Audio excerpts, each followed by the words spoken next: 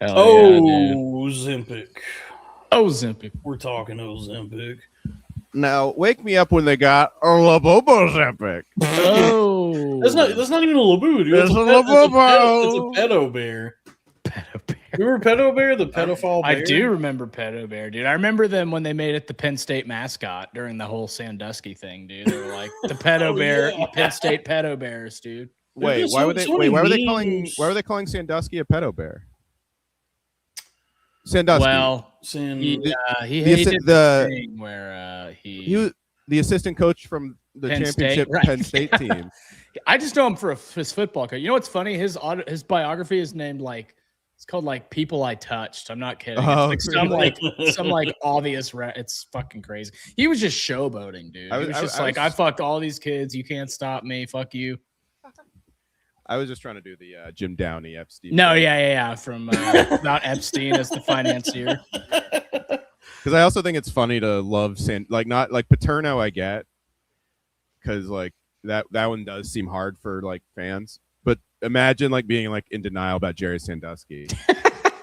What was actually my friend Eric, who lives in like the middle of Pennsylvania, for some reason has a signed football by Jerry Sandusky. I think just because he like I don't know, Penn State family or something, but that was pretty, or a signed trophy. It was a signed trophy by Sandusky. Time to get rid of that trophy. They still got it up. I went to his mom's house. What was Sandusky's actual job aside from being a pedophile?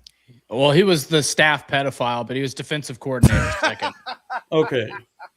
He was the DC, and he was like a great DC. Like he was like a fucking amazing defensive coordinator. Like he helped them win national championships. Okay, he was a DC, a diddler of children. A diddler of yeah. That's what Washington DC a diddle coordinator. Mm-hmm. Because I don't follow football at all. Yeah, he was great. Every team needs a hired pedophile. Yeah, they don't have to touch. That's what keeps them motivated. They need to hire one. Like it's like a quota thing, right? Yeah, it's like the intimacy coordinator. Yeah, exactly. It's an intimacy coordinator at a movie. Because I would DEI diddle and diddle even. Chris Diddleia. Infants. Yeah, there you go. Chris Diddleia, yeah. Dude, you know what's crazy is Brian Callen has like a show in Austin that like a lot of people do. And it's like it's just bizarre. It's like everybody's just cool with it. I don't know. Maybe I'm losing an opportunity here or something, but I don't care. I wouldn't sweat it, dude. Have you guys seen how he closes his special? Was he with the iPhone? Yeah. Where he's like, can you believe that Eve came from the apple? Good night, everybody. Like he's like trying to like. Is he doing a one-man show about like being a rapist? That would be way better than whatever. It'd be great. College freshman stoner ideas like, well, the phone is an apple, and the apple from the Genesis. What a fucking idiot, dude! Just connecting those dots, which is like, something you do with the Reservoir Dogs poster in your dorm room. Oh yeah, Bob Marley. Going. It's kind of embarrassing to do that as a 50-year-old man. My dad was in the CIA. Yeah, his dad was in the CIA. It's fucking nuts, dude.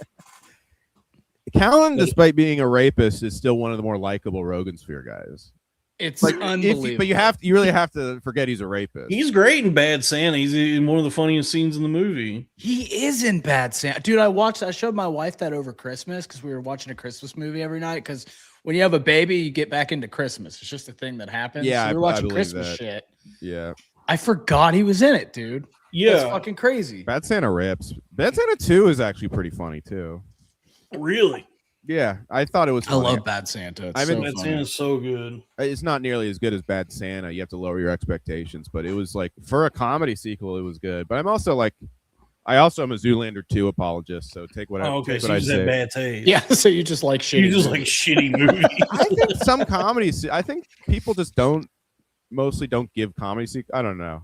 So first of all, I haven't seen either since they came out, so I can't really go to bat. But I just love a dumb R-rated comedy. There was like however many years ago it was, me, Kevin, and Sal went to go see Super Troopers 2 in the theater, and it was after the movie that Sal finally told us, he was like, I haven't seen the first one, but it feels like I really needed to see it because it felt like they were referencing a bunch of jokes I didn't. Well, those are the worst comedies, like Hangover 2. Yeah, just like reference movies where it's just like that was like the Sopranos movie. It was like if you hadn't seen the show The Sopranos, that movie would have made no fucking sense at all. I would actually watch Zoolander 2 because it's the first of all, I feel like Ben Stiller has been vindicated as a good director since that came out, and it just is this completely own insane thing. And that's what was so funny about it. It really didn't even try to be the first one like at all.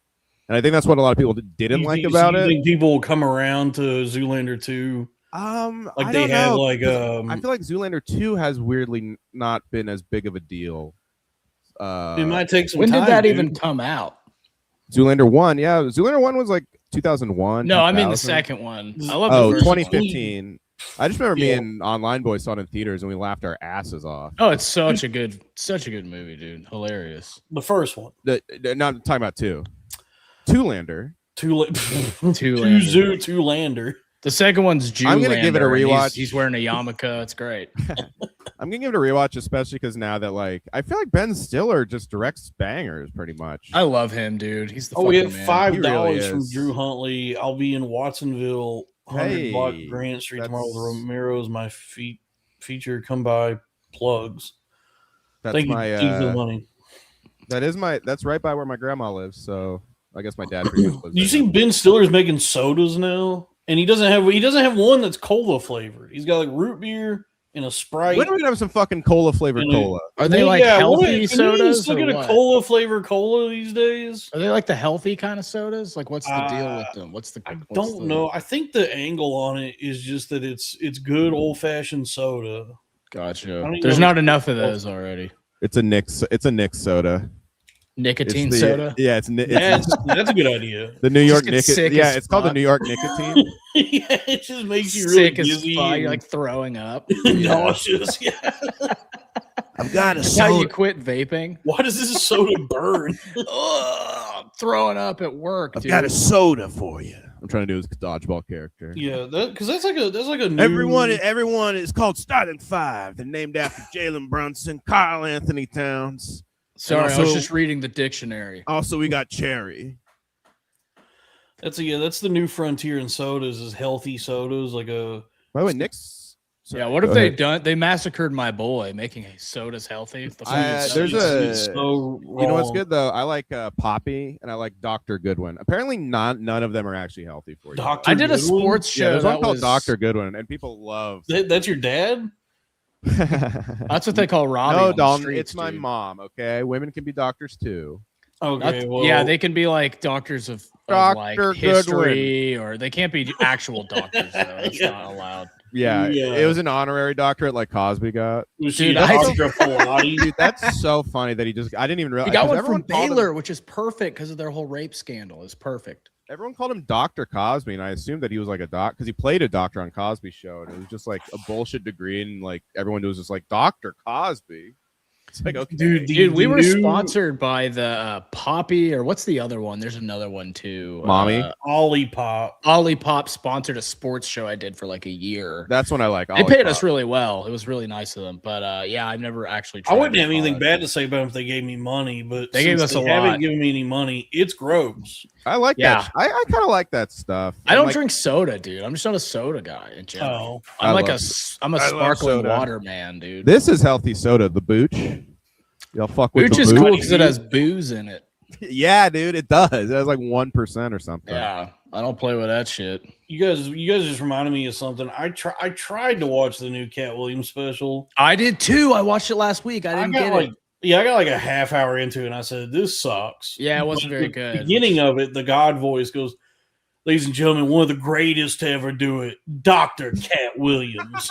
No way. Yeah. No way. That's so funny. I guess all that reading 300 books a year finally paid off for it. I watched it too. I watched it with my wife in Florida. We were on vacation, and we got like she was like, we scrolled by it, and she was like, "I know you want to watch that. It's Cat Williams." And I was like, "Yes." Well, his last one was 20 minutes in. We were like, "What the fuck is this, dude?" It was like really bad. It's really weird, but like, I think he's one of the best ever. Like truly, I really do. And the fucking was this the last one where he just goes off on Jacksonville for 20 minutes? That was that one was great. That one's so funny. This one just came out. I think.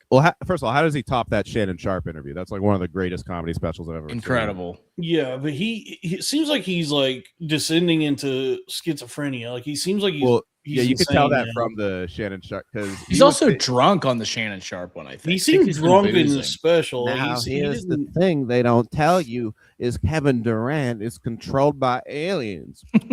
okay, appreciate that. I mean, dude, honestly, if I knew all the shit that was going on that Cat Williams knew was going on, I'd probably lose my fucking mind too. And like not being able to get that out there, like what does he know? Dude, the Diddy stuff. The Diddy stuff. He was way ahead on the Diddy stuff. He was way ahead on a few things, like Joe Rogan infiltrated the Illuminati.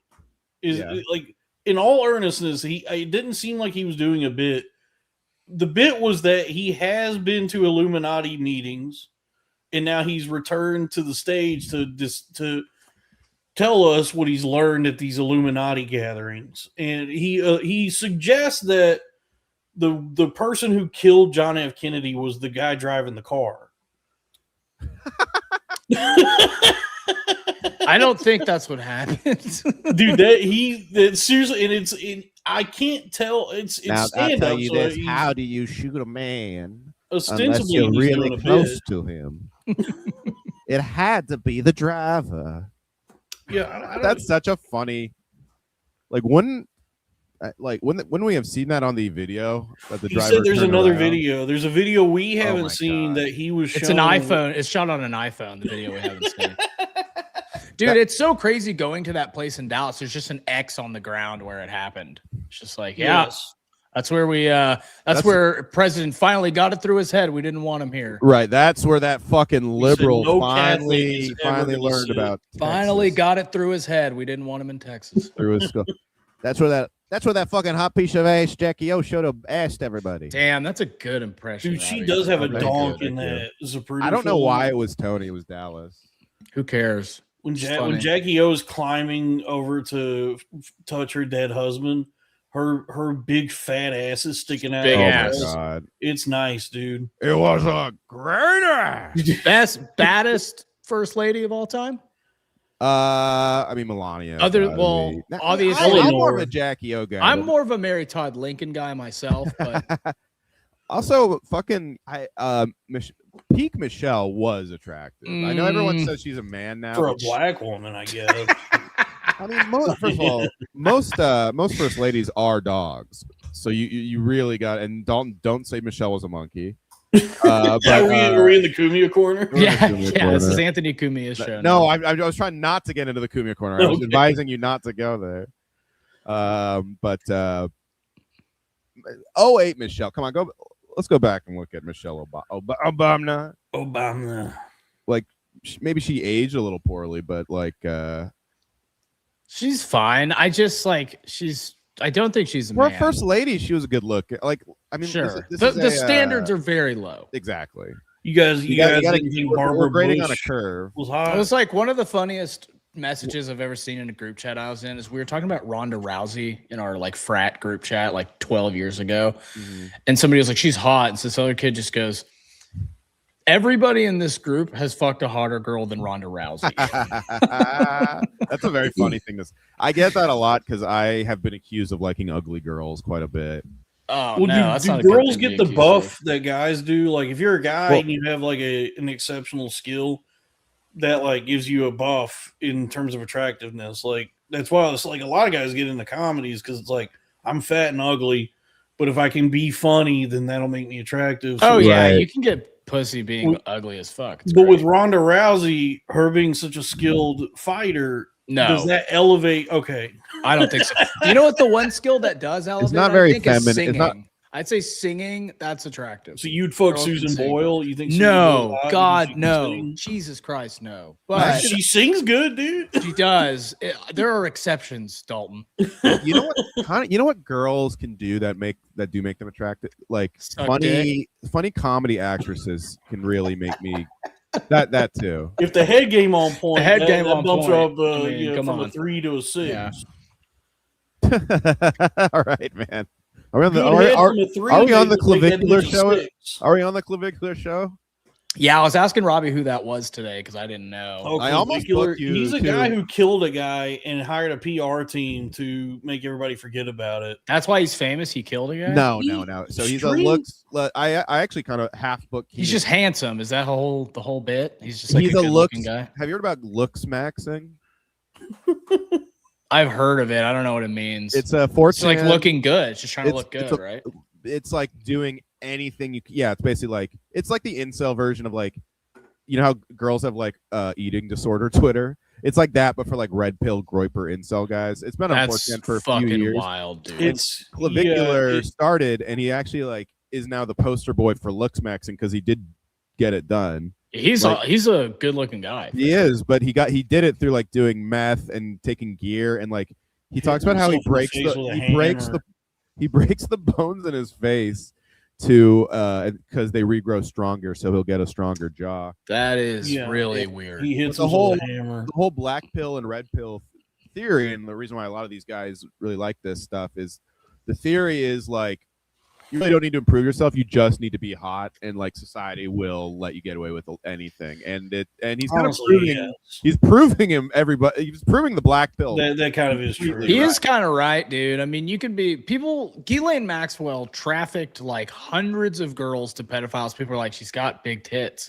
She's kind of hot. You know, people still say that about her. She was not hot enough to get away with what she did be doing. I don't think anybody's hot enough to get away with that.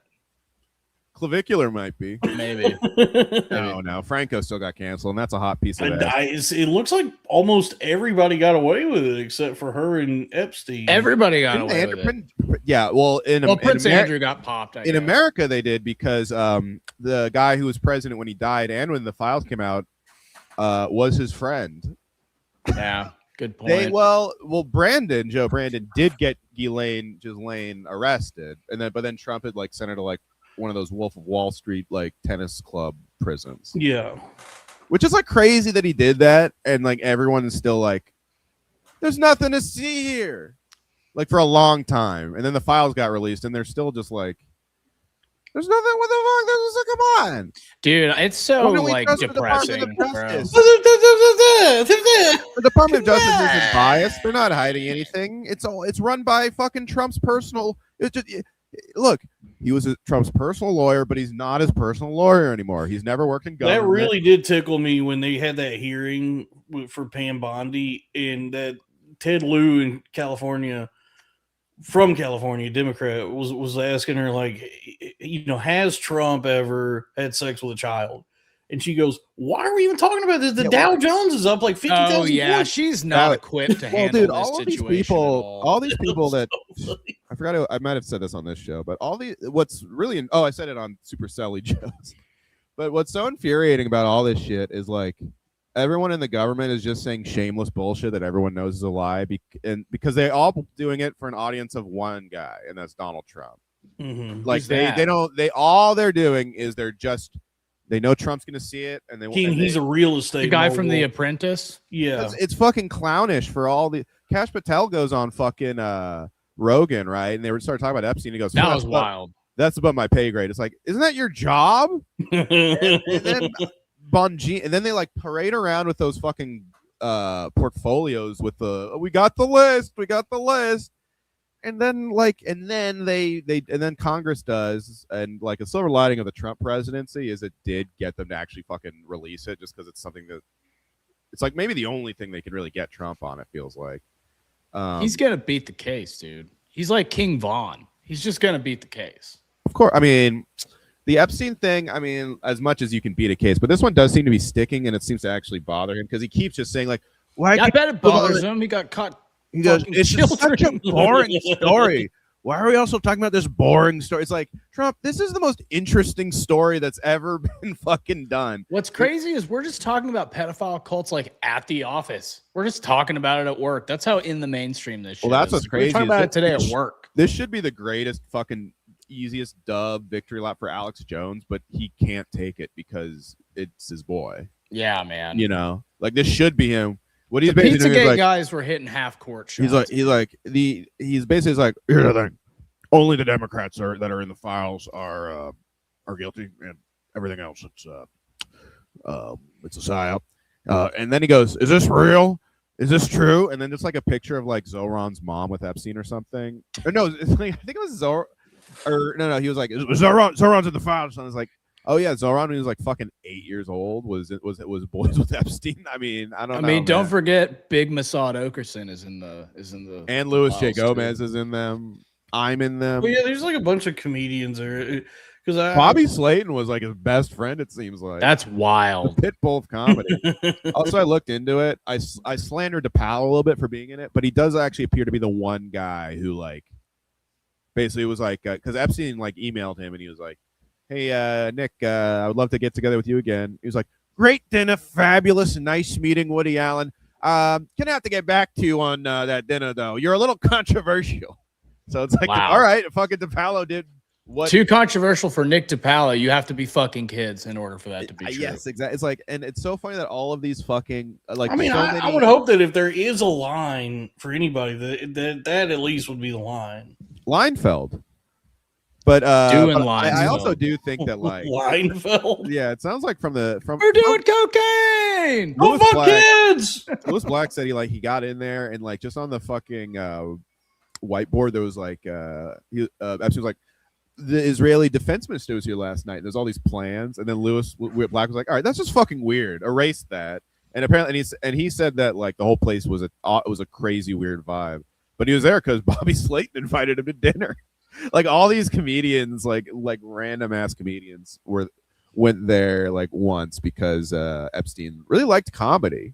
He loved Louis C.K. and Whitney Cummings. He did not have bad taste in comedy. I'll say something's going on with the chat. The YouTube's chat is like censoring people now, and it's for whatever reason it's behind in the fucking StreamYard thing. But Show Me the 1099s gave us $5 to say that YouTube is blocking him from super chatting. Show me the 1099s. Yeah, I don't see that at all. It's I have the thing pulled up in another tab so I can keep up with the chat. I mean, it might have something to do with the fact that we're talking about pedophile cults. That might have something to do with it. Maybe YouTube has been fucking up lately. It's been so fickle the last few weeks. I'm fickle Rick. Oh man, good stuff, dude. But you're right because they get weird with Epstein stuff. According to Patrick Boyle, has so many good Epstein videos, and he talked about how a lot of his shit before he like really started popping off for him got like demonetized, censored, buried in the algorithm, mysteriously deleted. And I just go down all these YouTube rabbit holes about Epstein, and I do kind of feel like there should be more. Like there should be more videos about this. Dude, the one I've been obsessed with is the Las Vegas shooting. That is like I'm obsessed with that conspiracy. Oh, that's a good one. Ben Avery is very on that too. I'm obsessed with it, dude. Speaking of which, the chat is once again doing a lot of Jace puns, so I just wanted to point that out. I don't understand where that came from, but that's fun. Oh yeah, did you see what? Look, I don't want to encourage this. In fact, one time Jace I think he didn't get mad, but he seemed confused and thought I was talking shit about him. So I don't want to signal boost it necessarily, but this did come across my desk when I promoted the show today, and I just want everyone to know about it. I don't want to like encourage this at all. Scar Jace, yeah. That's cool. Why would he be upset about that? That's to Lee Rector. And I saw that on the comments. I checked the Discord also to promote the episode, and the entire page was all Jace puns. And I once again don't want to signal boost it, but Token Tony said they were talking about Star Wars, and Token Tony said Jace Windu. That's great. And I don't approve that kind of stuff. You know, I don't want. Look, I'm not even really friends with Jace. So I don't want to like fucking. Dude, I'm in the Dork Court Discord. They threw me in that. And I'm in the Dork Sports one. Ideas one. Keenan. Yeah, throw me in it for sure. I'm definitely down. But I'm in the Dork Court one, and I just give them college basketball picks, and they love it. Like there's like a sports one, there's like a food one, there's like a main chat. I'm in that one. We got to do.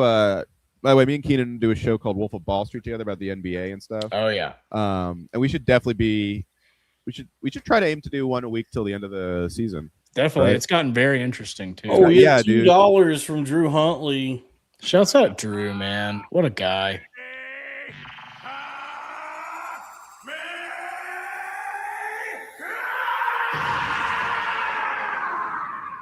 Nice. Now do the Conor O'Malley one. Oh yeah.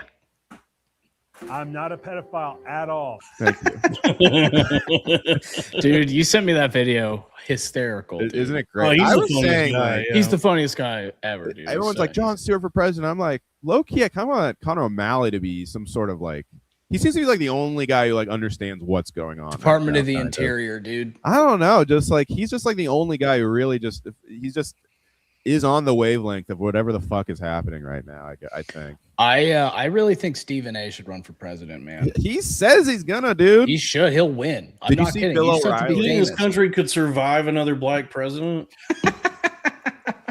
Well, he'd be our first UNC president for sure. He'd be awesome, dude. Did you see Bill O'Reilly was like, I think that you should run. If not, because look, realistically, you can't win. But it would be interesting to see you there on the debate stage and maybe be a spoiler for some other candidates. And Stephen A. just goes, I don't play to lose.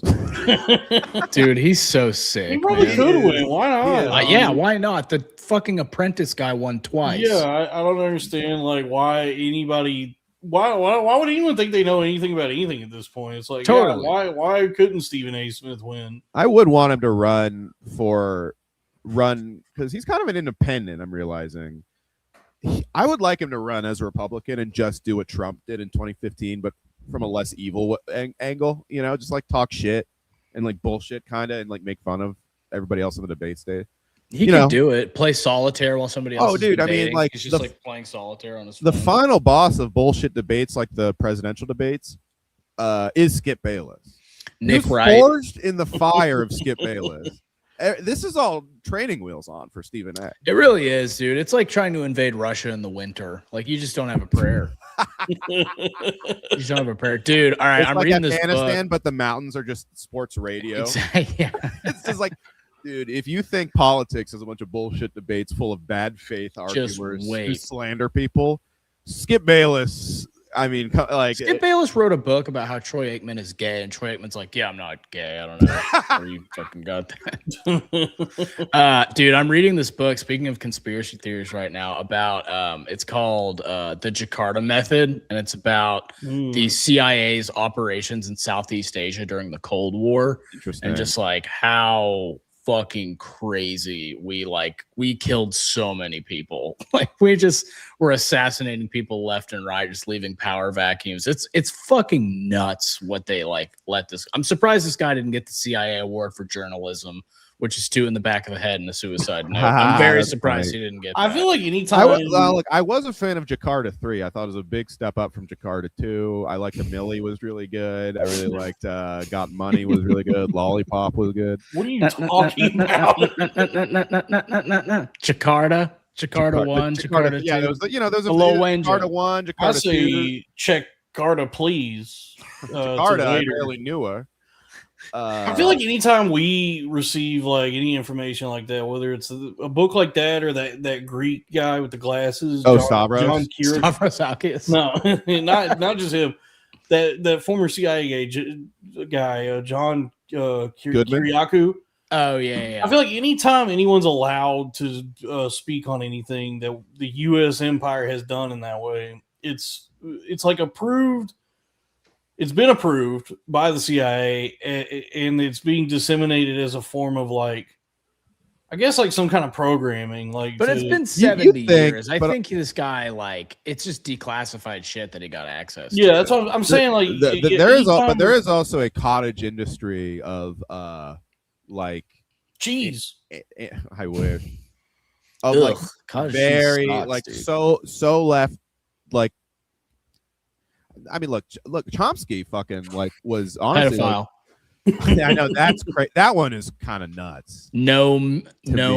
Oh, you're telling me that an old Jewish man it's a surprise that he would be a pedophile? I used to in high school. I actually liked him. I don't anymore. He was like a big leftist hero, but I feel like if you're a leftist with any real principles or convictions, when you find out Noam Chomsky is a pedophile, you go, okay, well, he's not my guy then. not my but I also like his whole thing is very juvenile. I mean, it's just very like emphasis on the first part. The U.S. is really bad. Look at all the bad things we've done. We should really just burn it, the whole institutions down. But then, like I thought his work in linguistics was always like pretty cool. Like, yeah, I mean, obviously he's a smart guy. I liked his books for a reason. But like when you syntactic structures, the way he kind of created or studied like the math of language, like the way words need to be arranged or put together to make sense, and how there's like the language is finite but there's infinite possibilities with it, something like that.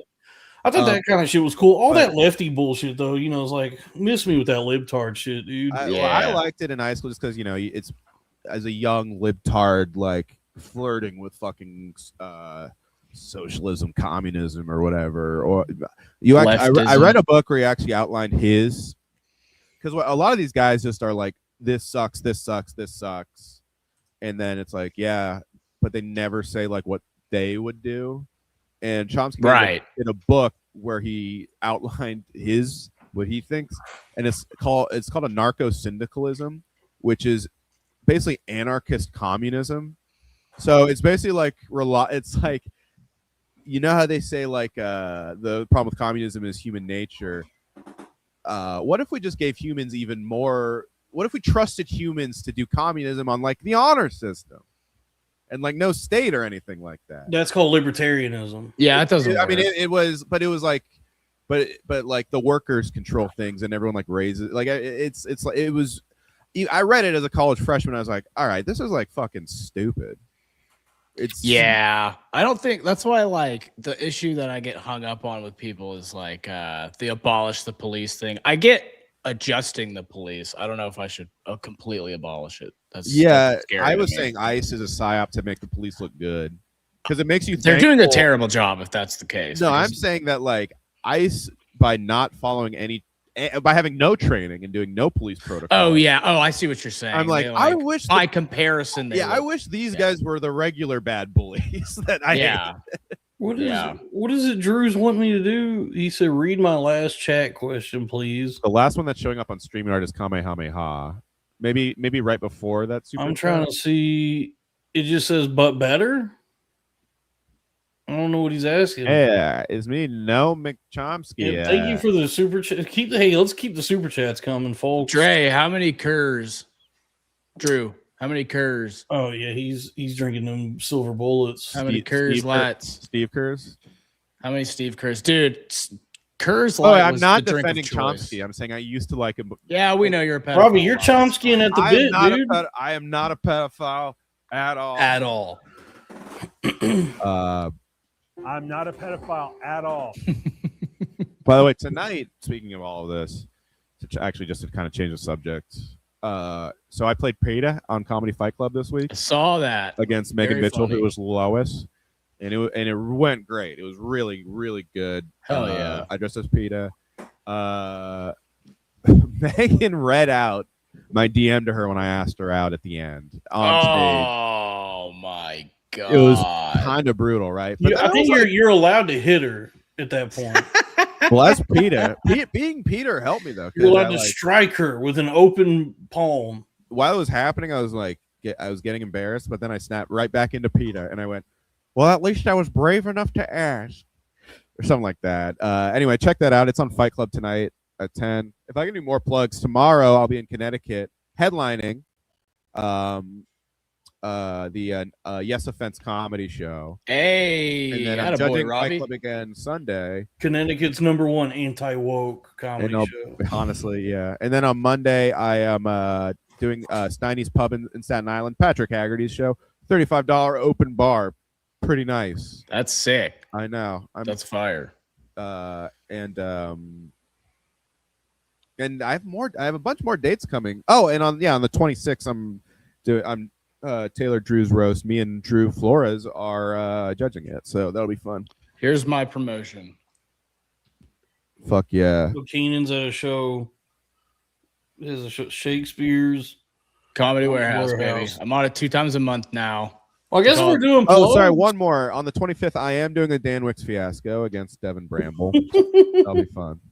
Well, hey, if we're doing plugs, so speaking of which, folks, I guess next Thursday I'm probably gonna have to dip early, or we can reschedule it.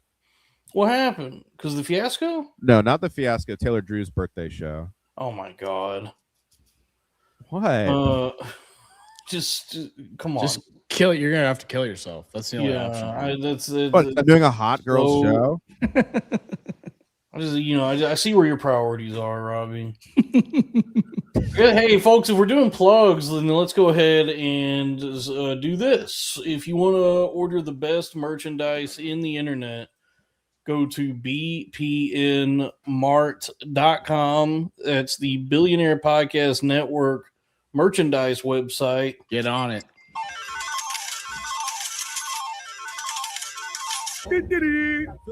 That's bpnmart. Who designed that? It's fucking sick, dude. Like that logo at the top. It's like very Sailor Jerry-esque. It's very cool. Yeah, it's definitely it's like old school. But I don't want to be a sailor. I'm not all I am that I am. Friend of the show and business partner of the show, Lily Abernathy. Shout out to Lily. She built this website. Master and commander of my domain. And we got shirts. This is our limited. We're never making these designs again, so order while you still can. The shirts. We got the sticker pack featuring some images from the banner up top here. We got corn-fed merchandise from the show I do, corn-fed. And then we got corn-fed boy. Yeah, and then we got Lily merchandise that features images of Lily. And for those who don't know, Lily is my friend, and she's a business partner, and she's an artificial intelligence, that I work with. Nice. My dad texted me today. He's like, I got a Valentine's card from Lily Abernathy. Yeah, if you've ordered anything from the website before, you would have gotten a Valentine's card from Lily. Very thoughtful, and hey, that's good business. So that's the that thing. Is good business. If you order something off the website, you're gonna keep Lily is. By the way, shout out Lily. She's awesome. Just like, it's not just buying stuff on the website. That's creating community. Mm-hmm. And you know what? That's creating retention. And I heard a lot of people rock Crowder Boy shirts at Skankfest, and I think that helped me out a little bit, which is nice. That's hard. That's fucking sick. Yeah. And then so bpnmart.com is the website, and then the Patreon. Please subscribe to Patreon for the Arena of Ideas, which is patreon.com/the Arena of Ideas. We need money. Yeah. Robbie's $5 from Show Me the 1099s. I don't know what everyone is so upset about. Jeffrey seems like a pretty cool dude. I'm taking lessons from him on how to type. That's great, dude. I legit think he might be dyslexic with some of these emails. He might have on drugs, dude. Or he's jacking off with one hand and typing with the offhand. Well, everyone else is spelling correctly, and he's literally just I literally think he might be dyslexic. That's how people I know that are older and dyslexic type. And pedophiles. Is that how pedophiles type too? I'm just saying, man, if what Jeffrey did was illegal, then lock me up, man. Lock me the fuck up. That's Tuesday night for me, buddy. I thought that we were a free country. Guess not. That is a good way to keep people off the trail, to remain inconspicuous, is to seem like an idiot. It's like, well, no way this guy could be a pedophile. He's dumb. I think he might be an idiot. The Joe Rogan. I think he might be a fucking idiot. He's too dumb to be a pedophile. Yeah, Joe Rogan. How could I be a CIA asset?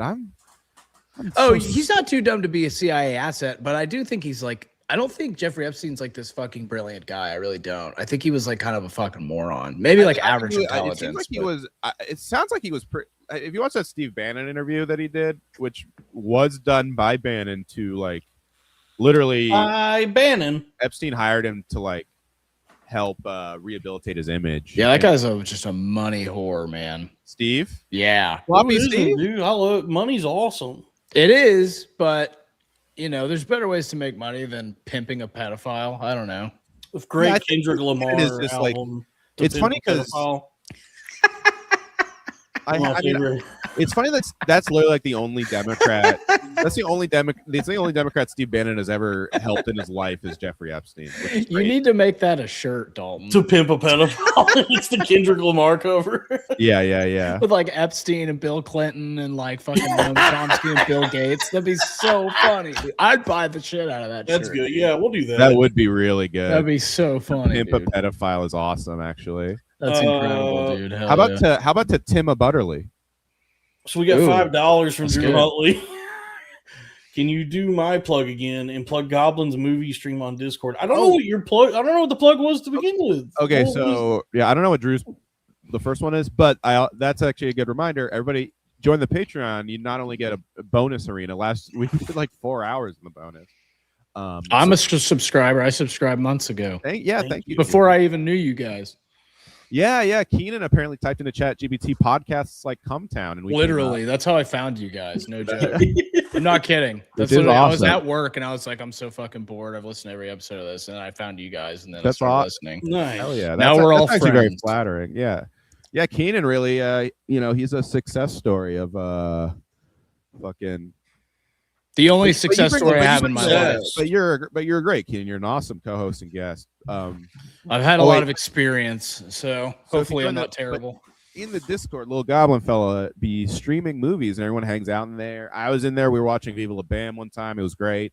Nice. The Discord is actually the most active Discord of any podcast I've ever been a part of. Nice. Yeah, because I'm in the Dork Court one. I want to be in this one too. Also, shouts out Token Tony. Can we give a little shout out to Token Tony? Oh yeah, Token Tony. He did the thumbnail for the last time we did a show. That's my dog, dude. Yeah, shout out.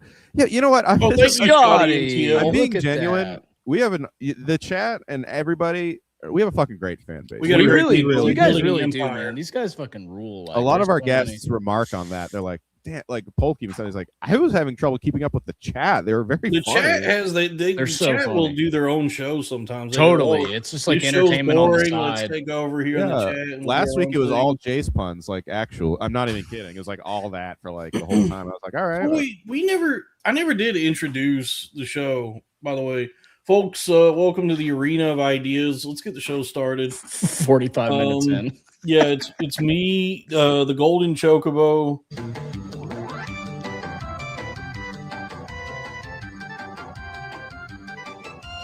You know me, as black people like to call me Dolphin Pruitt. Every black open mic host. Dolph Lundgren. Young Dolph. Young Dolph. And I'm joined by my co-host, as always, Robbie the Ice. Not that one. Goodwin. You're as cold as ice. Is that the... Oh, where's the new one? Hold on. There should be another one. Oh, it's this one. You're as cold as ice. Can you feel it coming? The ice. I say, what's cooler than being cool? Ice. That's fun. That's great. Folks, breaking news. Prince Andrew was arrested due to Epstein ties. Yeah, wait, what did he do? No pedophiles, way. Not him. No. Not him. Some people in the chat were wondering who our guest is. That's why I wanted to take a break to introduce the show. This is Keenan Womak joining us. He's the man. He's Appreciate it, fellas. Robbie's co-host on Wolf of Ball Street, and we've done a bunch of streams with him. Oh yeah, and we're talking to. I figure 40 minutes in is as good time as any to. Hey man, whenever you got to do it. Dick pics 420 on IG. Yeah, dick pics with an X, pics with an X 420 on Instagram. Which is funny because I don't smoke weed, but I send a lot of penis pictures out. So just know that. I've sent some videos before of yourself just beating off. There's a girl I'm friends with who like has requested like a few times like nut videos. It's fucking wild, dude. Yeah, and it's like exceedingly difficult to record yourself and achieve climax. Yeah, it's like a really because it's like now I'm performing and I have my phone down here and I can't use my phone to watch porn like I normally would. So I'm just like jacking off to the thought of this woman watching this and finding some joy in it. Like it's a meta way to jack off. Yeah, whatever reason she's asking for the video, even if it's just to make fun of me, it's like I'm just thinking of all the scenarios as to why she would be watching this, and just saying like I need to make a good come for her. Then you're just arguing with yourself while you jack off. You're like, yeah, is this even cool? I don't even know. Yeah, and then I like bust and I send her the video, and she's like, "Wow, that's all. Thank you." But then there's been times when I send it and she goes, "Is that it?" And I go, "I've already jacked off today. That's the best I can do for this one." That's so funny. And she's like, and I'm like, if you want a better load than that, you're gonna have to give me like 3 days of not jacking off, or you're gonna have to do it for me. Or you'll have to come over and do. This is what we call in the NBA as load management. Mm-hmm. Oh, I like that. That was good. That was very good. That was Thank you. And another interesting thing that I just realized is because he's been stripped of his royal titles, he should go by the artist formerly known as Prince Andrew. FKA. FKA Andrew. FKA Prince. Formerly artist formerly known as Prince Andrew's really FKA good. Kids. FKA. By the way, free Shia, by the way. Dude, I almost had my background as Free Ghislaine. I was so close to making that my background for this show. Yeah, free Shia for sure. Shia, I had free Sosa in there for a minute. Then it was free Ghislaine. Free Draymond Green school walkout. What is Drew saying? $2 hat, just right. Drew, how many curs, brother? That's a Red Bar reference because everyone's calling Keenan Jeff Dye, and Red Bar kept saying hat too low, which I guess about Jeff Dye.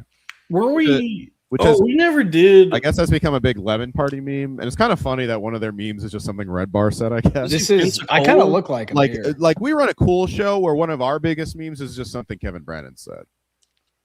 Is that a souvenir from Pensacola? It is. I just got it last week. You were in Pensacola? I forgot. Yeah, I went to Pensacola for 4 days with my family. Dude, Pensacola's sick. It was so sick, dude. It was so nice. I love that little island, bro. Yeah. It was fucking nice. Florida's the best. I love it. Really is, dude. I'm gonna retire there. That's the goal. Yeah. Oh, live in Pensacola. So this also came across my desk really quick, by the way. Okay. Under Kevin Brennan, it says American retired. You really retired from being a comedian? No, they're fucking some guy got that in there as probably to troll him. That's so funny. Evan took a shot at me on his fucking show. I heard he was like, Ray DeVito offered to take me to a Knicks game. He said he had a hookup maybe for free tickets. He didn't promise. He was like, I could maybe do that, and I would be like, dude, that'd be fucking awesome. Yes, please. And somehow that got to get back to Kevin, and he was like, yeah, enjoy your friggin' Knicks game with Robbie Goodwin or something like that. Someone tweeted at me what happened. I didn't need to see the clip. If anyone has the clip, you know.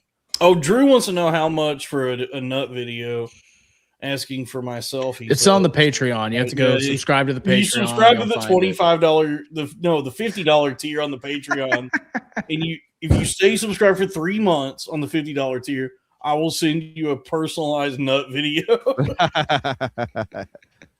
So that's what I charge for a nut. You guys subscribe to the $50 tier on the Arena of Ideas Patreon. It's like Backpage's prices, bro. Yeah, patreon.com/the Arena Ideas. Stay subscribed for 3 months and then hit me up and say, hey, make with the nut video. And then I'll do that. Drew sent me $15 for Moko's toy. I forgot to ask you, Drew, if you want to send me on Amazon a toy that you specifically want to pick out for Mocha as you gave the money, I'll buy it and ship it to my dad. Let's get some super chats going. But yeah, let's get some super chats going. We never did finish. We were talking about Ozempic earlier, and I said this off mic that because it's supposed to be originally before it became like a fat people thing. It was a diabetes medication. Yeah, and then Ozempic, yeah, and then they realized that fatties can use it to drop some lbs quick, but because it's still a pharmaceutical, it's really expensive. But there's like. I went to a website. I think that's awesome. Websites are pretty sick in this day and age. I hope the internet's cool, man. God, first of all, I love websites. Websites are cool, and it feels like there's not as many as there used to be. So it's like a treat when you get to actually go to a website. There should be more websites. There used to be so many websites. I haven't been to one in forever. I hope I can do it again soon. But I went to this site called lifemd.com. Dude, I've been on there. I've been on there. It was to see if I qualify for like a reduced price Ozempic, that if I meet I guess whatever the morbidity is to get a cheaper Ozempic. So I just was completely honest about my height and weight, and they were like, "Oh yeah, we can knock off $200 on this. We'll pay we got you, dog. We will pay dude. We will pay you to take this because we value human life." Yeah, and I thought about pulling the trigger on it, but I don't know. What I'm trying right now is just like, because I've seen the way there's something about Ozempic when like fatties take it, that they lose all the weight really quick, and then they look so strange. They look like Jelly Roll. Well, you need to exercise. Jelly Roll. Yeah. With the way Jelly he Roll looks to the now, left. he looks so fucking weird now, but it's all of them, and so it has something. It must be to do with like the rapidness of the weight, like how fast that you lose the weight. I don't know. It's because they don't work out. It's basically just like starving yourself. And if you that's the thing is, I've just been eating less and walking more, and I am like losing weight. It's just slower. That's great. Yeah, Denny, wifey is on baby duty right now while I stream. We had a prearranged agreement. Denny God. So I think I think it's, first of all, it's easier to, you could use it just to get down to like normal fat though, I don't know. And or just like a boost, right? Just to get it going, because the thing is, if you get it at this, or give it to me, honestly, if you have that. Robbie, I'm not some coastal trendy elite trying to like jelly get on a pedophile island, like Jelly Roll. I'm not trying to win the favor of coastal socialites like you are. It's. What if it was Jelly Hole and he was a prostitute? Interesting. I like the sound of that. Yeah. Okay, so he's like he's beautiful. He's somebody broken. Somebody fuck me. I don't know any Jelly Roll songs other than his shit with 3 6 Mafia, so I can't sing. Yeah.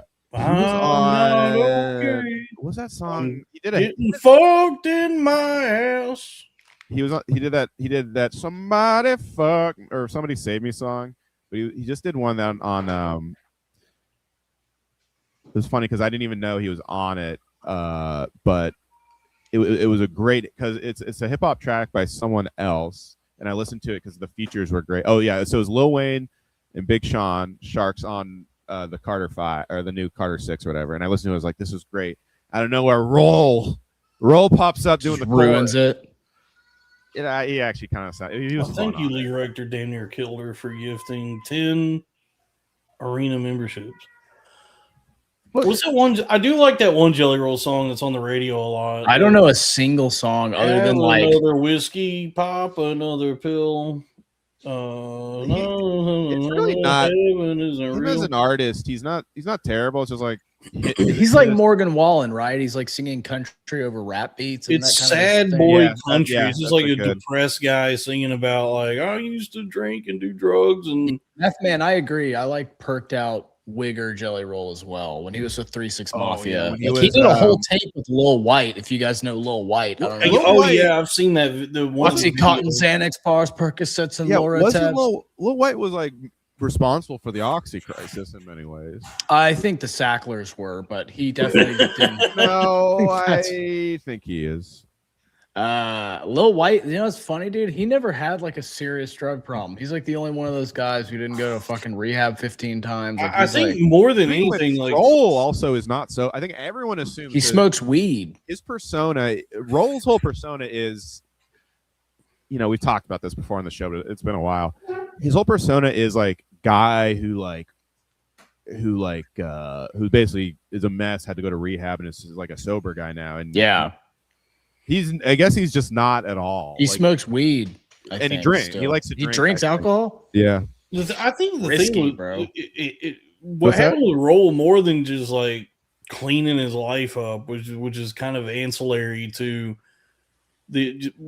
changing his whole deal. Is like realizing where the money is it's not in rap and hip hop, it's in country. Totally. That's turning on the money printer. Totally. Because like that's like Post Malone. Because like all the country fans, like they still buy CDs at Walmart. That's a great buy point. tickets to all the shows. Like they're country fans are devout to the genre itself. When I love country music. When I went to Target in New York, the only CDs that they had were Morgan Wallen. Like not even Sabrina Carpenter, Taylor Swift that I saw. They only had Morgan Wallen there, and I guess this must just sell everywhere. Yeah. So if you like if you have no real truth or conviction, or, if you're not really like an artist, you're just trying to like make it. Yeah, because I feel like somebody like Eminem, no matter what, like whether he became successful or not, has to be a rapper. Yeah, just like he's authentic to himself. I think we should start a country band, the three of us. That's my dream. I mean, yeah. Well, that's the thing about Post Malone too. I can drum. It's like, Post Malone, you said you were the White Iverson, and now you're a country singer. You think we forgot about that? Yeah. And can you fault? But here's the thing, though, is like one of the great unifiers for everything is like everybody, no matter like what your truth is. The real truth for everybody is everybody likes money. Yeah. So it's can you fault these guys for being like, no, not at all. I want to make more money. And it's also like I do feel like it's like it feels like I want to say it's like the right wing pivot for comedians, but just making country music is not nearly as evil as that. But it comes from the same place of like if you pivoted from being a wigger to being a fucking cowboy, and conservatives have more money, a lot of them.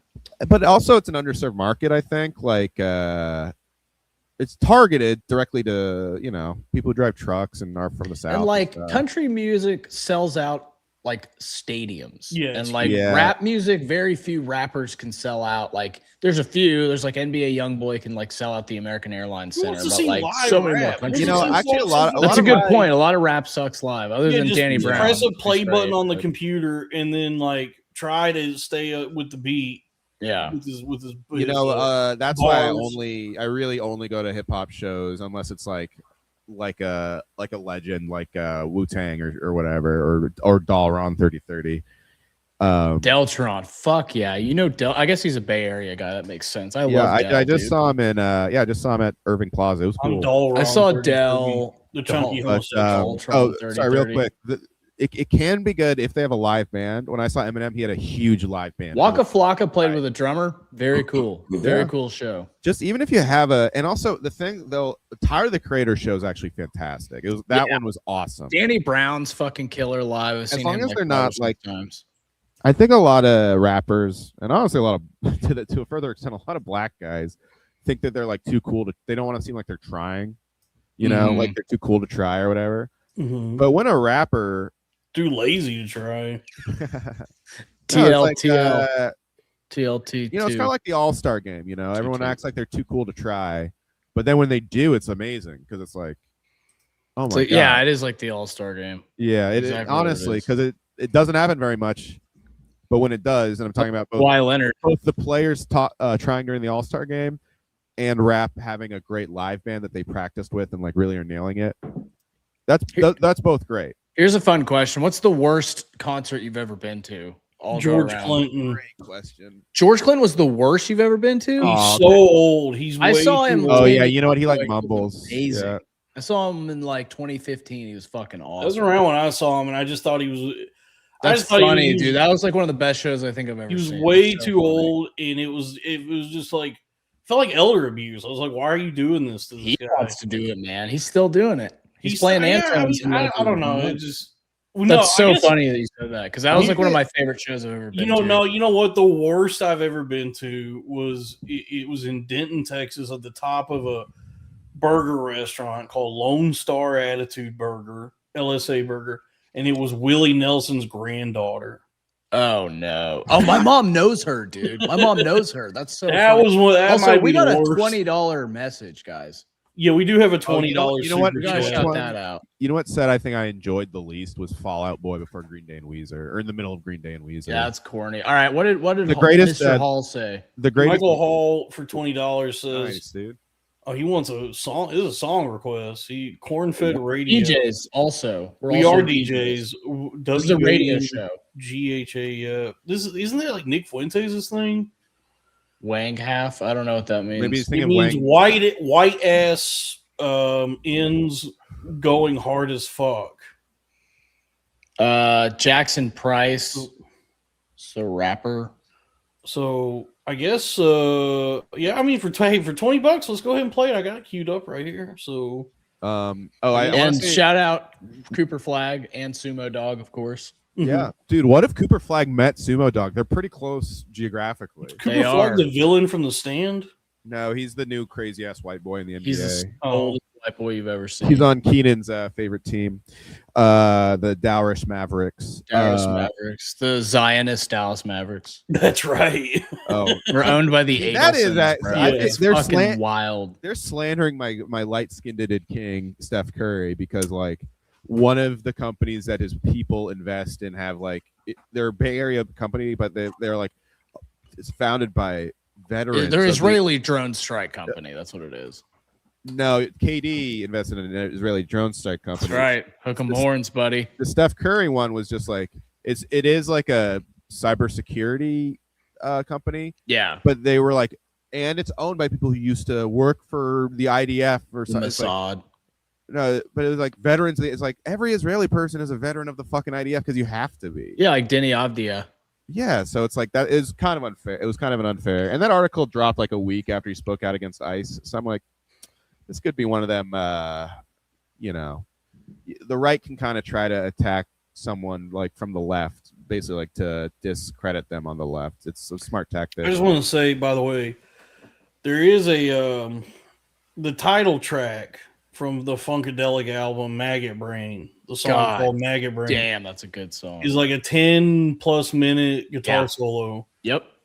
That the George Clinton concert when the guitar unk came out, the older guitar player, and played Maggot Brain, that was sick. Yeah, dude. I love I was listening to Parliament today. I was listening to Unfunky UFO, which is on for Christmas. I got my dad Mothership Connection on vinyl. That was like my Christmas present to him because he loves that kind of shit. But also, worst show I've ever seen, real quick, Trinidad James at Sigma Chi at UT. That was the worst concert I've ever been to in my entire life. That guy did not give a flying fuck about that show at all. Dude, I wanted to ask you about I want to say it's a rapper or something, but I would say the show that has the band actually. I've seen Modest Mouse a few times.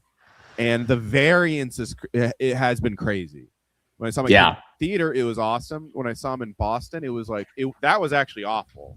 Like he mumbled all of his lyrics. He has a lisp too. It's like weird to listen to. He was obviously fucked up. Yeah, it's bad. So Modest Mouse, Weezer used to have big variants too, or like they would like Rivers would be like he would Rivers Cuomo, who's Andrew Cuomo's brother. Yeah, exactly. He would almost be like too scared to sing or something. But I've seen Weezer like 8 or 9 times. Last 4 or 5 were amazing. So he got his act together. You know who was great live? No joke. Don't care if you make fun of me. 311 fucking killed it. I bet, man. They were fucking great, dude. I don't give a shit. I bet everyone in that audience had Amber Energies. Oh yeah, dude. I was feeling. I mean, we were all mixed up and didn't know what to do. That's where we were at. You know who's really fucking good? Everyone came original. You know they did, dude. Hey, speaking of Modest Mouse, wake me up when it's the buxom crowded breast. All right, I'll set an alarm. That's really good. That's actually incredible. That's good news for people who love big breasts. Hey, let me do this with my the $20 thing. Michael, you know who are surprisingly 50 Cent was surprisingly incredible. It was basically like a Broadway show with he had a costume changes, dancers, sets. Because 50 is low key. He's a DL guy apparently. Real. That's what I've heard. But actually, one of the best concerts. To the point where I've seen him a few times with my dad. U2.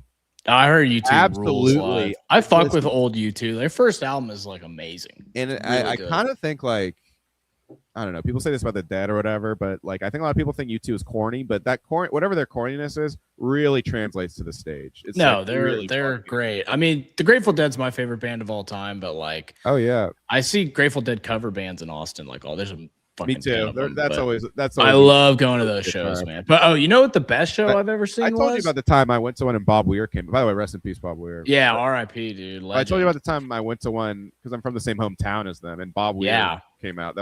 That's fire. I saw Billy Strings in December. That's maybe the best show I've ever seen. It was like that's awesome, man. Fucking love Billy. Thank you, Black Hole Sun. That's a good punch up. Good news for people who love bad bitches. We got this is let's do the $20 request. All right, yeah, let's hear it. Yeah, and then I got Keenan. I got something I want to ask you after this. So yeah, sounds good. Yeah, I'm actually gonna piss. You reminded me of something, but let's see what this is. Let's go for it. Is this a white guy? Oh shit! What the fuck? Nah, that's pretty fresh, dog. I'm a white ass nigga going hard in these streets. Going non-stop like a smoke alarm beats. All of you niggas gon' be shit out of love. When these white ass niggas go hard as fuck. When these white ass niggas go hard as fuck. When these white ass niggas go hard as fuck. When these white ass niggas go hard as fuck. I speak perfect English without any accent. I can read and write unlike half of these black kids. Yeah. Jesus Christ, dude. It's just a hate anthem. I can say the word nigga cause nigga we invented it. We got science, medicine, and technology. Every nigga wants to live in my colony. So don't you lecture me with that equality shit. We're going hard as fuck with no apologies, bitch. I'm a white ass nigga going hard in these streets. So rude. Going this is terrible. Like you smoke a long beat. For multiple reasons. But hey, it's $20. Gonna be shit out of luck. When these white ass niggas go hard as fuck. When these white ass niggas go hard as fuck. When these white ass niggas go hard as fuck. When these white ass niggas go hard as fuck. When it comes to work, you know I'm always on time. This song is long as fuck. You never catch me late or see me cutting in line. This is one of the things where it's like, I can't believe there's still like a minute and a half of this left. Yeah, it's unbelievable. What were you gonna ask me? Well, do we need to finish the song? It's up to you. It's your show. I mean, it was $20. I'll ask you after this. All my neighbors love me because I'm such a nice guy. Hey, hey. And I never take advice from a bunch of rabbis. No, I can't spend a lot of time in the sun, but I always find time to spend with my son. And I still call my dad at least once a week just to let him know I'm going hard in these streets. I'm a white ass nigga going hard in these streets. Going non-stop like it's smoke alarm beeps. All of you niggas gon' be shit out of love. When these white ass niggas go hard as fuck. When these white ass niggas go hard as fuck. When these white ass niggas go hard as fuck. When these white ass niggas go hard as fuck. We white ass niggas go hard as fuck. We white ass niggas go hard as fuck. We white ass niggas go hard as fuck. These white ass niggas go hard as fuck. I don't let nobody tell me what to do. No, I ain't listening to any whiny Jews. No niggas gonna tell me not to love my own race. And we're gonna put women back in their fucking place. All my niggas really fucking love. Yeah, it's just like a Nick Fuentes thing, I think. Yeah, this is. I guess that's my qualm with this. I get it would be like isolated from anything funny. Like if it was just like a funny thing somebody did. But this is clearly tied to a movement. Yeah, this is like Nick Fuentes' thing. Yeah, like he came up with the WANGHA.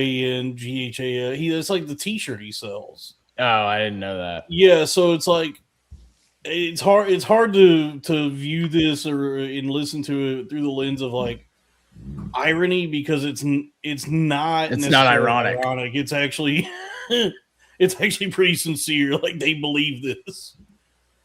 Yeah, it's fucking wild. Anyway, what were you gonna ask me? So, you were in a fraternity. I was. Oh yeah, this is a good story. Are you on Twitter at all? Yeah, I follow you. Did you see this thing that went viral? Oh, the hazing shit. That University of Iowa thing. Yeah, I did see it. I mean, I saw part of it. Yeah. So, what are your thoughts on that? I mean, that's just the kind of shit. I didn't really see it that what happened in it. It looked like they had them doing like because I pledged a fraternity for a couple weeks before they kicked me out. Yeah. It looked like they had them doing like just hazing. We got our shit into hazed. We got hazed to fuck. It was stupid. And I'm surprised nobody died, considering some of the shit we were doing. Like, to be honest, like, not like on purpose, but I'm surprised nobody accidentally died. I'm surprised it still happens, because it won't exist in 2030. When I was in college, there was still hazing, but it was like the police were showing up more and more to Greek Row, and it was becoming like a real problem. We got kicked off campus twice. Look, man, we got kicked off before I got there. We got kicked off while I was on campus, and then they gave us like the final death knell after I was there. So I don't even think we exist anymore. The thing that got me with that video, like with the response to that video, was like all the frat guys, these guys who are now in their like 30s and 40s, who are like, your reaction to this is a real litmus test. How you? They did the Joker. You wouldn't get it. Yeah, where they're just like, you don't understand what real friendship is, because no, you can still have no. It's just, look. Here's my thing about like the whole frat life thing is it's just part of college. It wasn't all of college. It wasn't the whole experience. It was just like a part of it that I liked, but like, I'm still really tight with those guys. Like, that is true. I still am in a group chat with 30 of them, and it's it can be very good community for sure. But the other thing I'll say is, like, if your car breaks down at 3 a.m, like, that's the bro you're gonna call to come help you out. And like in college, like, they will drop everything they're doing and come like fucking jump your car or whatever. Like, I will say that the friendships are pretty real from it, but yeah, it's not an elitist thing for me. I remember like, first of all, we didn't have hazing, we had blazing. Nice. Well, I remember because I tried to pledge Sigma Phi Epsilon. Mm-hmm. Sig Ep, Texas Beta chapter. And Beta chapter? Do what? The betas. The Beta chapter? Oh, you would be in the Texas Beta chapter. Yeah. It's Beta chapter. No, and I remember because I thought it was so cool that they had like invited me in and they were asking me to be a pledge and all that. But I do remember thinking, like, when they told me what the dues were going to be each semester, I was like, I have no clue how I'm going to be able to. How much was it? I think it was like $2,500 a semester. Yeah, ours was like a little more than that, but it was something. It was an amount that I definitely could not afford. The reason my parents paid for it is because I got in-state tuition. Like, I got into UT, so they were like, I thought I was going to University of Colorado. Like, I had everything planned to go there. I was like looking at dorms, and then I got into UT, and they're like, "Oh, you're saving us like $30,000 a year. We'll pay for this." So that was like the kind of like the reward I got for going in-state. Okay, that's why they paid for it. Because they had all this money saved for like an out-of-state tuition, and then they just like were like, "All right, actually, you're saving us $30,000. We'll throw you $5,000 a year for this or whatever." Nice. Yeah, the thing that gets me about fraternities, and to this day, why I kind of am regretful that I couldn't have. They kicked me out because I'm too wild. It's too wild. You're wilding out. I don't know. They said that the reason they gave me was like, they were like, you're drinking like way too much and getting too drunk. For a frat? Man, that was like, not a problem for us. Yeah, they were like, you're scaring everybody, especially the girls, and we can't have you coming around and scaring the hose. Yeah, I got kicked out for scaring the hose, but there is a part of it that's like, I hate when I get kicked out for whenever those videos come out when it looks like they're making these kids do like fucking Abu Ghraib torture. It's like that does look bad. But I got some stories once you're done. Well, it is kind What of is this, Story Wars? well. The thing that like I wish I could have had access to is like it does seem like everybody who was in a frat who graduated, having been a frat guy, was that they had access to like just the networking. Like they all got good jobs right. That's how I got my job that I have right now. Yeah, straight up. That's how I got my job I have right now. It does seem like that is like one of the surefire ways to land a really good job out of college. That is a big reason why it's important. Like I got the tech sales job I have now straight up from that. But dude, they did some crazy shit to us. It was pretty wild. That is what college is actually useful for. People say, oh, you don't learn anything in college. And that's kind of true. But like what you learn how to do is socialize with other people. And the connections are what's important. And to Keenan's point, a lot of the friends that I made in college, I've been friends with for life, kind of. Like the baby show I'm going to is a friend of mine. Our version of frats were basically our comedy troops. Mm-hmm. We're having a Daltron 3030. I don't know. I'm back. He back. Although sometimes your college friends will write you an email saying why they can't be friends with you anymore. Yeah, I don't have any friends from college. What? No. What are you referencing? Did Online that happen? Boy. Online Boy. Yeah, we were friends in college. We were really good friends in college. He wrote you a letter about why you can't be friends. Yeah. What the fuck? I what love the people. fuck kind of shit is that? It was like He was basically like long story short, he basically thought I was something of a career liability, I think. What a fucking douchebag. Yeah, Are you fucking serious? What a homo. You know who was in my fraternity? Sam Castillo. We were fraternity brothers. That's cool. Yeah, he's stand up in New York. He's a comedian, right? Yeah, in New York. Yeah, he killed it in Austin for a long time. I don't know anybody. Very good dude. Love that guy. I went through 6 years of college to get my bachelor's, and I have no connections from any of that time. Really? That's how I was dude. I was a mess. So was I. It was fucking. Everyone's a mess, and I'm still a mess. Doesn't matter. And I didn't make any friends. I didn't like as an adult figure out how to make friends or like find my people, my tribe, as they say. Until once I started doing open mics, that was like all the friends I like made was just yeah. It's funny. Drew is right. My job is stupid, and it's not necessary at all.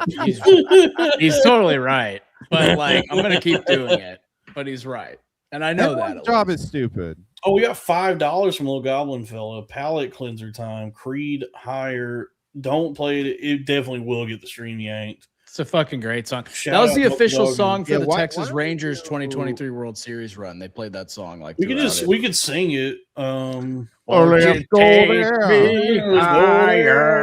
have you guys seen that guy rocked it? Or Keenan, this is actually mostly for. Have you seen that guy rocked account on Twitter? Oh yeah, the college basketball one. Yeah, set to like awesome, dude. Set to like 2000. The last one was set to something by the Grateful Dead. I forget which. That was. Yeah, I love that.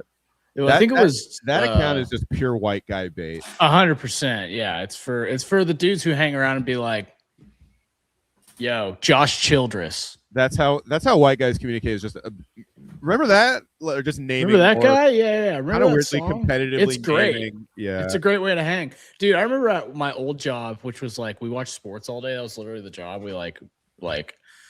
Basically, worked on an app, but we had sports on all day long during baseball season. It was fucking sick. And we just sat there naming athletes for like 2 hours one day. We were just going like Josh Childress, like fucking Matt Marin loves that. Just like Antoine Randall, Jeff Kent. Like, that kind of shit. Yeah, it's a lot of fun. It's a good time, dude. That's how the bros hang for sure. But yeah, I mean the whole frat thing, like the connections are very real from it. That was like the main reason. Yeah, I missed that on that. I guess I could have tried again sophomore year with a different fraternity or something, but I just never. I don't know. I was too humiliated from that experience. I just didn't even try. No, I get it, dude. It's super like cliquey and like fucking high schooly. That is my concern. That was my problem. I would be. If they had like actually accepted me and I made it through all that, not only would I be a completely different person, my life probably would be a lot better. Would have taken a much better path. Maybe, but like we could do this and it won't get yanked. Okay. The fucking I want to get yanked. The Creed. I'm trying to get my penis. trying to get fucking yanked. The Creed halftime show. Oh yeah. Dude, in Cowboys jerseys, this is great. Let's make our escape. Come on, let's go there. Let's us and stay. Can you take me to a place where I'm Excellent choice of song. Is this gonna get us pulled? I don't think this will.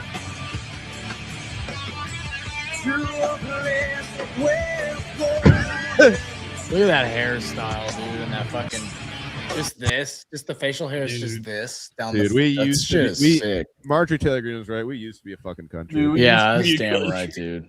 That's damn right, dude. Oh, we got $5 from Howling Kenny Rogers. It's not showing up. Which Kenny Rogers, the baseball player or the singer? Can you believe it looks like it's the singer, but he says, you know how to socialize with people when you're young and poor and not in a frat? Go to a bar that isn't very diverse. That was all of college. Was just going to white people bars. There was no black people at any of the bars, and that's how college was too. It was all white guys and UT athletes. That was it. It was white guys and UT athletes. That was like every party I went to in college. Yeah, I don't remember because I was in Denton, and there definitely were black people in Denton. I don't remember ever seeing any black people at any of the bars. What is that, like Fry Street? Is that y'all's? So Fry Street is for like the college kids. Yeah. Because my buddy went to UNT and they called him Dollar Doubles Dean because he would just get fucking blacked every night. The drink prices in Denton were insane. Ridiculous, dude. I went out with Dollar Doubles Dean one night, and was it? Dude, we were all trashed, and we were playing volleyball in the pool at one of those like big complexes. And he's just sitting in a chair in the water, like barely playing. And he's sitting on two chairs. And he just kept going, 2 chairs, but I got me a few on. Dude, on Fry Street. Double Dollar Dean. Oh, that guy fucking rules, because that was the deal on Fry Street was you had.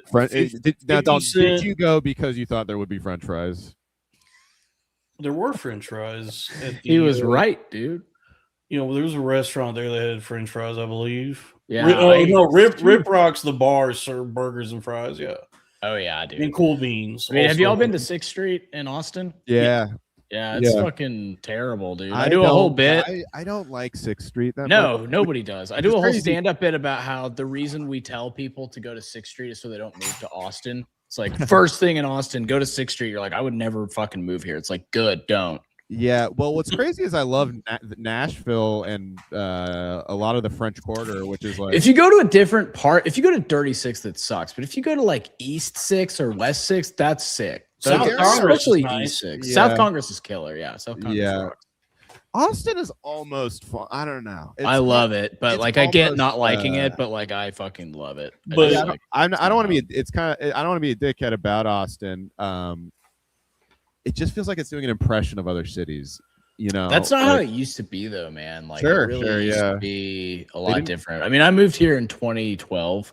Yeah, and it's changed drastically in the last 14 years. Yeah, what I've heard, like that, like 2012, 13, like kind of peak hipster culture was when Austin. Yeah, it started changing. The biggest indicator of like the mutation of Austin is like if you go to South by Southwest now. South by Southwest sucks now. Raytheon is it's the sponsor. Yeah. Northrop Grumman is the fucking sponsor. When I was in college, me and my roommates, like, we really tried to go to South by just because it seemed cool. And I actually got in a few years ago and I went. And I was like, I thought it was very corporate, basically.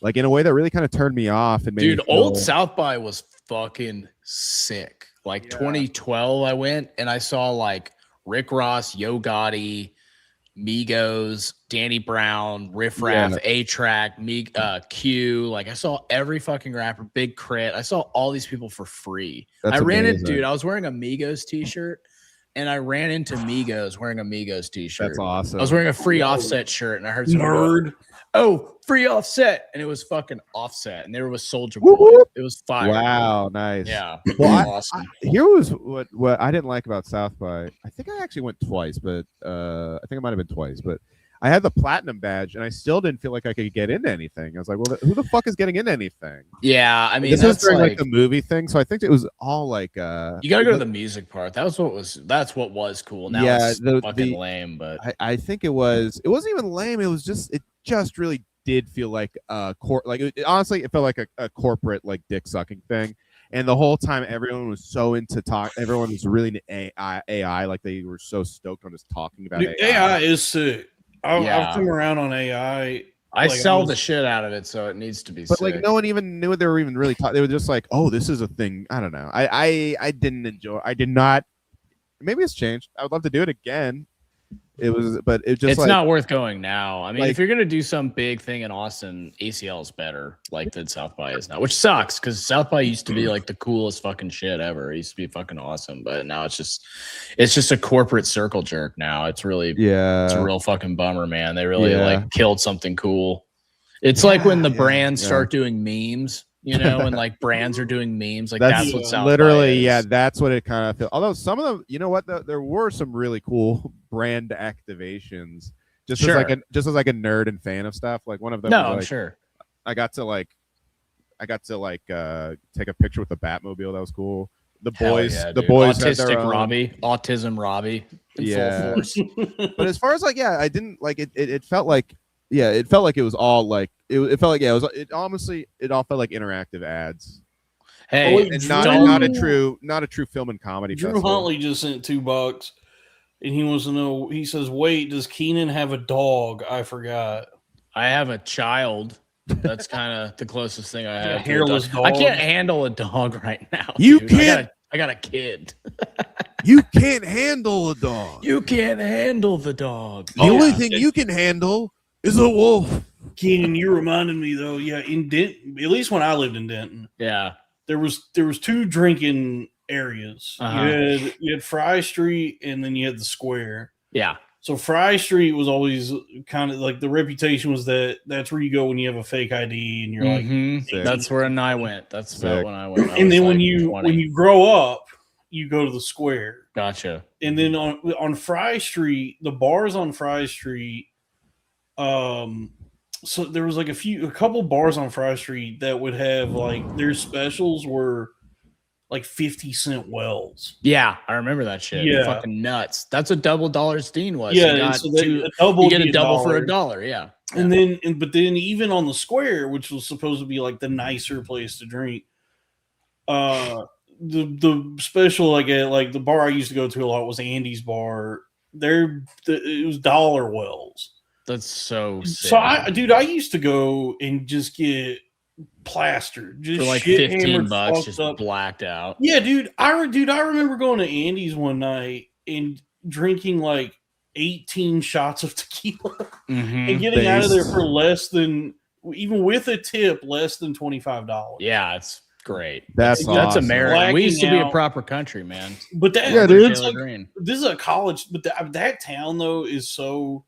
I don't know how gentrified it's gotten since I was there, but it was like there was no money in that town. So the students were getting hosed on rent. Like the cost of living for students was pretty high. Yeah, like, because all the students were falling for those like student living schemes where you pay like $800 a month for like a room, not even the apartment. You know, no, dude, that's UT housing prices are like ridiculous. But it's then like the actual rent in Denton, like on average, like because Renton, I say, dude, on average, it was like people were paying like $300 or $400 a month. Texas. It was like $300 or $400 a month in rent, and it was all like roommate situations. But it was like a very like a desperate, hopeless place. Like there was no money. Yeah, so it's not that way now.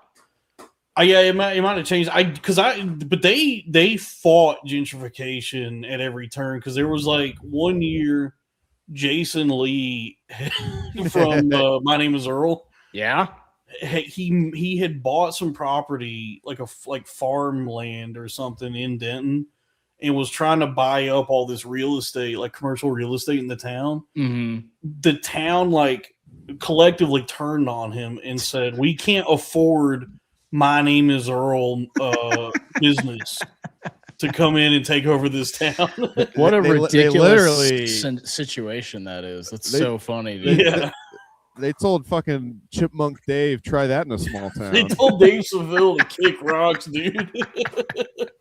Try that in a Dude, because I remember at the in time, a small town. I remember at the time that was like all the buzz was like, we got to get Jason Lee the fuck out of here. That's He's so gonna ruin funny, this town. That is so. Public enemy number one. I was excited to see him. I saw him just like walking down the street, and I go, "That's fucking Jason Lee." Yeah, at that point, is that a little performative? You know what I mean? Like, I guess if you're accustomed to $300 rent, it doesn't matter who it is. It's just like, right. We don't want to rent. Keanu Reeves came in and bought up all the real estate. Now nobody can afford to live here, dude. Yeah.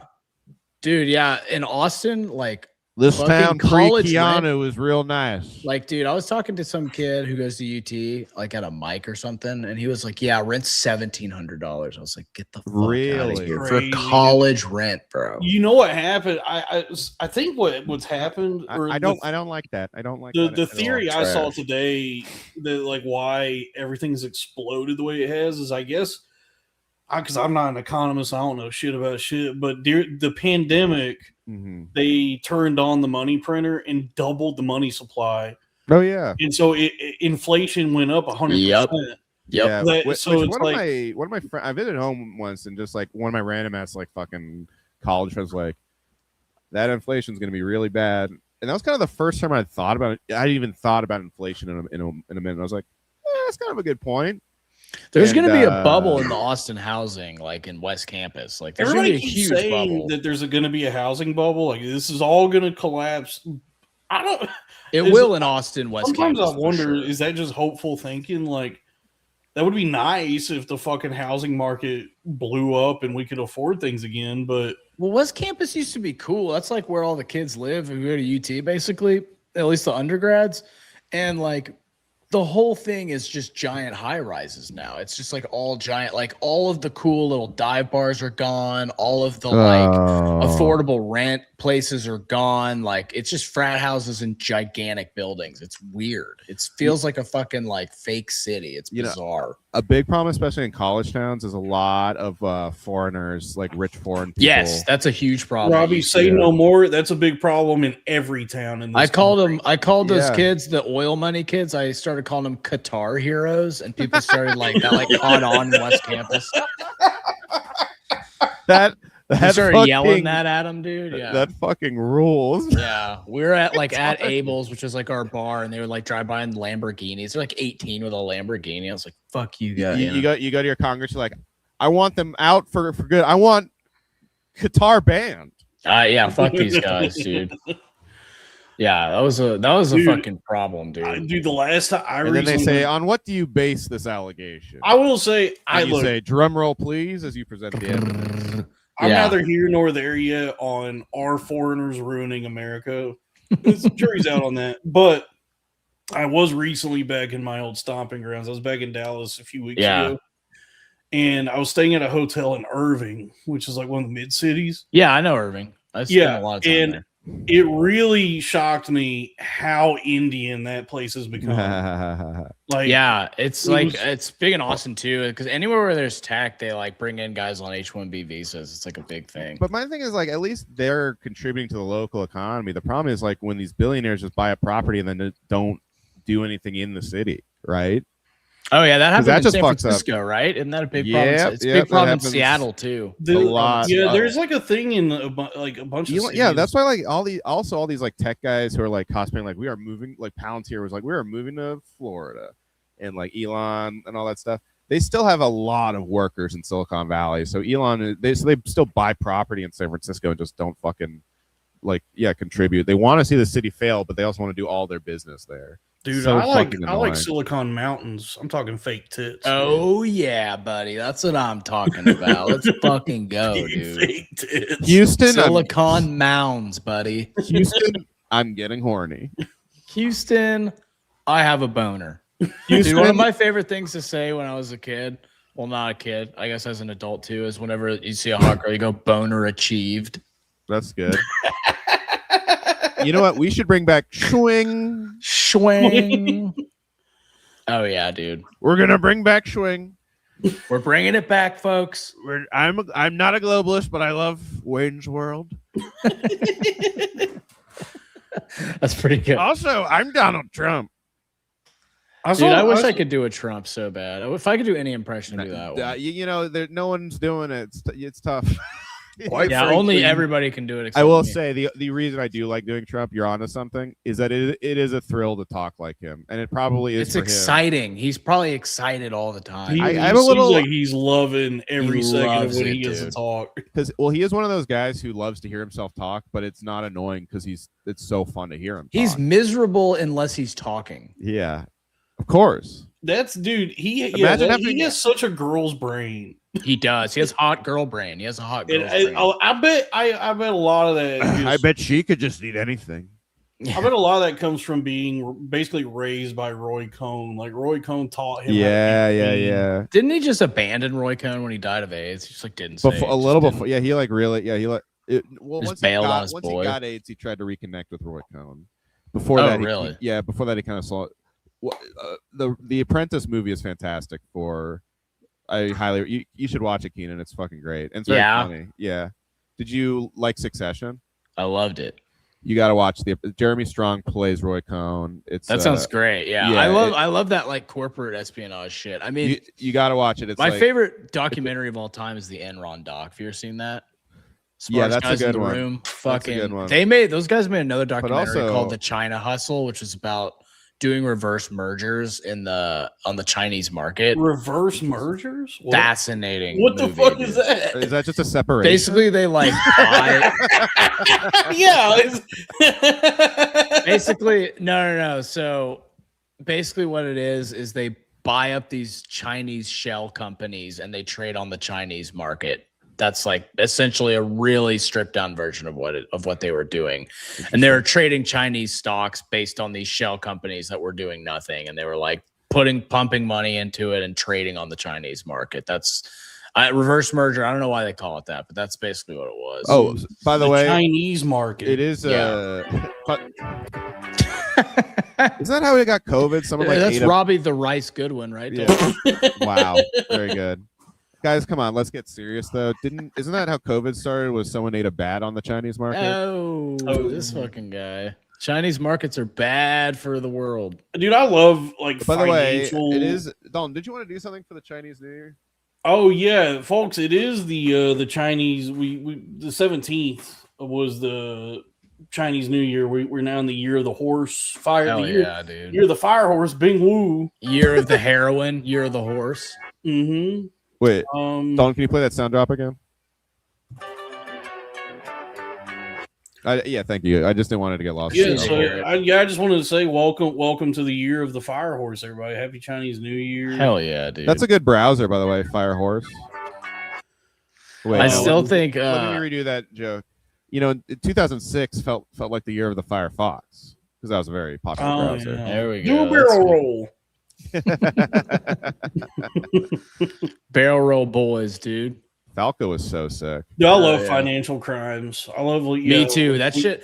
Girls like true crime. I like the financial shit. Well, like CoffeeZilla, you know. That's what I'm saying. Oh, dude, that guy's fucking great, man. He does the best Epstein coverage. Yeah, he's doing that now, but he used to just do like financial stuff, like crypto scams and shit like that. It was fascinating stuff. He's like he's the Pablo Torre of of money. Financial journalism. Totally. Did you watch? He's Ian Finance. One of the ones the rabbit holes I've been falling down lately, and CoffeeZilla did a video on this. Have you seen the Counter-Strike 2 economy? Have you seen what's going on? Yeah, is that like the gambling? Like they're gambling on it? Yeah, it's nuts. If you think crypto is stupid, wait till you hear about the Counter-Strike 2 economy. Like they're selling skins right on the market. There's guys who have their entire life savings tied up in Counter-Strike 2 skins. Fucking wild, bro. And I'm talking to the tune of like millions, of thousands, millions of dollars. Fucking insane. Are circulating through this game that would end up happening like a month or two ago. It's still all at the behest of Valve, the company. Yep. So Valve released an update like a month or two ago that you could trade Half-Life 3. You could. Why would they? They don't need to fucking do anything anymore. I know. It's like, why are they doing this? Anyway, yeah, Dalton. Continue. But they released an update where you could trade in like 5 of some common item to get some rare thing, and it tanked the Counter-Strike 2 economy where you had like Black Monday, but for Counter-Strike 2, where guys were about to, that's Tuesday. Do what? Black Monday's Tuesday. Pretty good. It's 20 minutes, starts 20 minutes later. That's good, dude. Starts a day later. But dude, you had guys like talking about killing themselves because their net worth. Yeah, they lost like hundreds of thousands of dollars. But dude, when I was like, why would you like? Believe me, I understand being stupid with money. I got like crypto shit that's fucking dumb. Yeah, but I'm like, why would you have all of your money, like your entire, all of your finances? This story was baffling, and Counter-Strike 2. But then there's there's casinos that you could go to. Yeah, you can gamble online with it. Yeah, you could put up like, I got this vest that's worth $10,000. Can I play blackjack or whatever? And they'll give you. So you have $10,000 to gamble with. Yeah. That's fucking awesome. That would ruin my life, dude. If you gave me $10,000 to play blackjack with, I'd lose 20,000. Yeah, dude, I'd be at the ATM. Oh, dude, I'm such an addictive gambler with blackjack. It's like terrible, dude. Dude, it's when so when I figured out how to buy meme coins, that's like the most unhealthy thing that's ever happened. It's just gambling. It's the 100%. Most just sickening thing that's ever happened to me. Oh, dude, I lost $2,000 playing blackjack in like 30 minutes one time. I cried. Yeah, I literally cried. This was like 2 years ago. I cried. Yeah, that's the thing. When I don't really gamble unless I'm in Vegas, but I am like, man, the amount of cost to fun ratio is way off because I lose so much money. Well, I was just like, I was playing online, dude. I was just like, tap, tap, tap, $50 hands, tap, tap, tap, tap. It was bad. It's crazy. When I'm in Vegas, I do like playing craps for this reason because it's such a slow burn that I do feel like even if I lose money, I got some entertainment out of it. Craps is the sports betting is like different for whatever reason. Sports betting is we all on Kalshi now. There is we all on Kalshi now.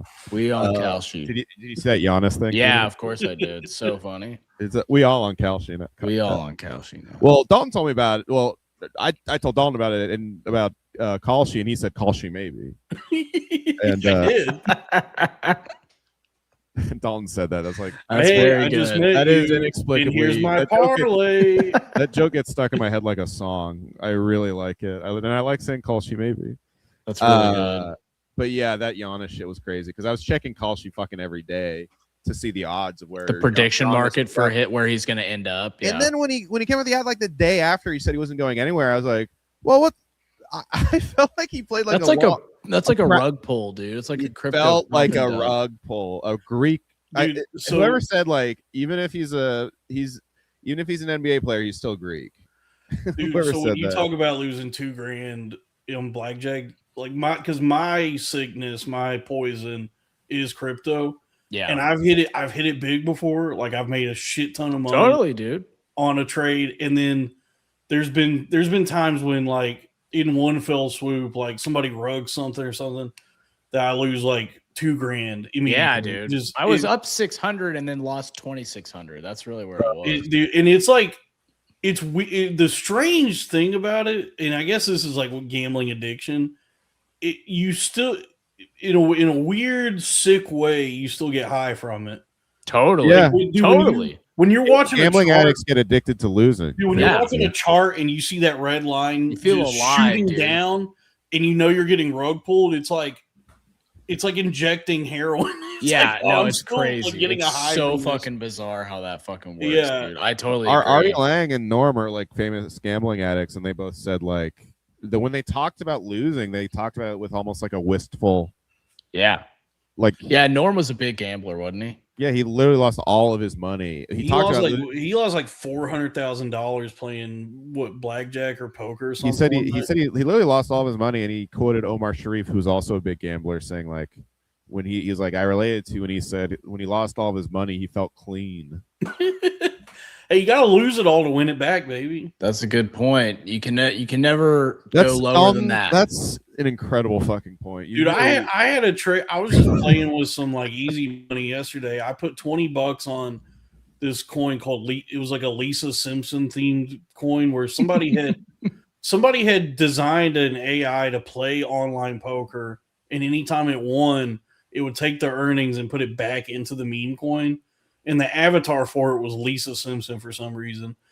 So I put $20 into it, and then like an hour later, that 20 turned into $90. And I said, "Oh, nice! This one's doing like really well." And then I set my phone down and came back to it, and then that 90 had turned into 30, and I was like, "Oh fuck!" Yeah, dude. So I started panicking, and I pulled out of that and put that into another thing, and then that 30 turned into $3. So I went from 20 to 90 to 30 to 3. So then I said, you know what? I got $3 I'm working with. It's time to win it all back. So then how'd that go? Right now, that $3 has become, let me see, $11.40. Nice, dude. That's like $80. Yeah, but that's just some side action. My big like long-term holds. The whole market is just fucked right now. So I've heard that. I can't even look I'm at it. not a crypto guy. I have some Bitcoin, but I don't like really fuck with it that much. Yeah, because kind of like put it away and let it like sit. A couple weeks ago, I'm trying to remember like when I don't know. It was a few weeks ago. The whole market just like about a week ago. Nuked. And since then, I just haven't been able to look. I just like don't look at anything because it's going to make you feel really bad. Yeah, I mean that's how I am with like investing. Like we put a lot of money into the market like a month ago, and it was ETFs, right? Yeah. You'll be fine. No, we'll be fine. We put like 20K in there, and like we're just kind of sitting on it. We'll see where it goes. Because ETFs, it looks like the trend with ETFs, even when they dip, they still trend upward. Like they're and it's like a lot of them are like safe.